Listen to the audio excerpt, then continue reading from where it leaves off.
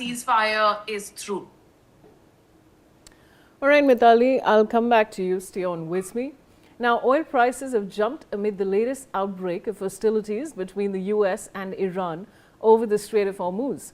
Brent crude, the main international benchmark, rose more than 4% today as Washington and Tehran traded attacks amid their escalating standoff over control of the critical waterway. WTI crude is at $74.32 per barrel and Brent crude is at $79.12 per barrel. Let's now take a look at the oil prices today, and let me show you that, viewers, on the big screen in detail. NewsX has of course collated this for you so you can get a better understanding of what's really happening here. Oil prices tracker of course, number one is of course WTI crude. Currently it's at a $74.32. The change is plus 2.91 and the percentage in change is plus 4.08%, as you can see. Brent crude currently at $79.10. The change is 3.09 in the plus, of course, and the percentage is 3.09%. That is the increase that we're talking about. Murban crude currently at $74.24. The change is plus 3.27 and the percentage in change is plus 4.61%, viewers.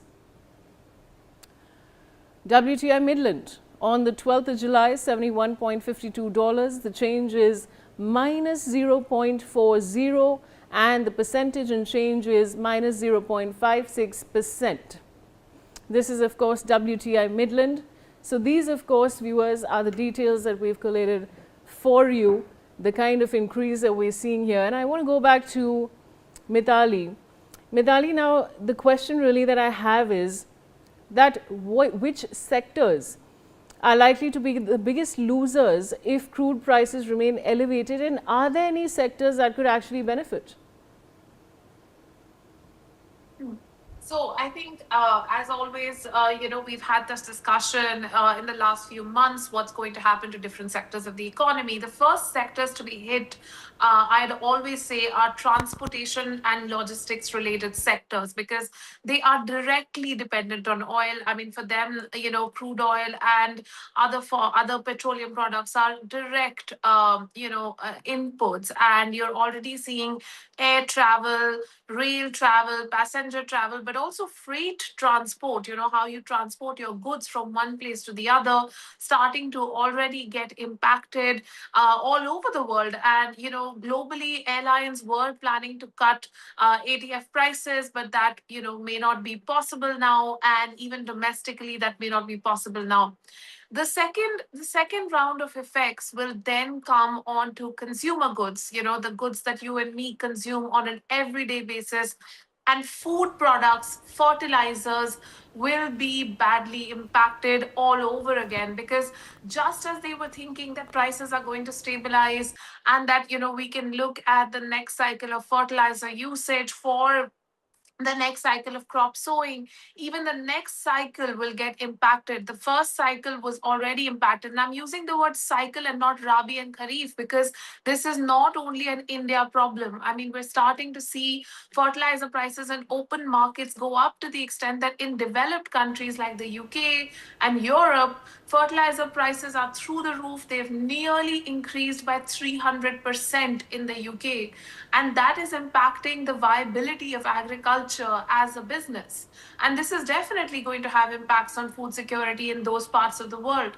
So I do think that, we're bracing for a very difficult winter, because whatever gets sown now, it starts to reap in the winter, and the winter is a hard time for the West. So I think for UK and Europe, agriculture would be the worst impacted. And of course, globally, other manufacturing and exports will start to see a hit as well. Mithali, now we've discussed this, but I want to understand from you, what is your take on this conflict and how it's progressing? Because Donald Trump changes his statement every day and you can't trust the man with anything. How do you see this progressing? I Because there's think, no sign of peace at all. absolutely, absolutely. And it is really the responsibility, in my view, of the stakeholders in the United States of America to keep an accountability on their president. Because at this point in time, the president seems to be, not adopting a diplomatic tone, simply behaving like a unilateral force, and not looking at a scenario where, literally any sort of peace can be brokered. And even when peace is brokered, going back on his word, and diplomacy really not progressing in the way that have been established in an international rules based order. So I think this is where the US Congress and other stakeholders across the House of Representatives, the Senate, the Republican Party, they all need to come together and say, are the solutions being provided by Iran actually acceptable to the US as a country? Or is it just that they are unacceptable to this president? And I think, that separation and that accountability is very critical for world peace at this time. Absolutely, Mitali. And viewers, who's actually bearing the brunt? You and I, the common man, are salaried people who are bearing the brunt of something we're not even responsible for. Thanks, Mitali, for joining me. Pleasure speaking with you. And now moving forward. A large fire is burning at the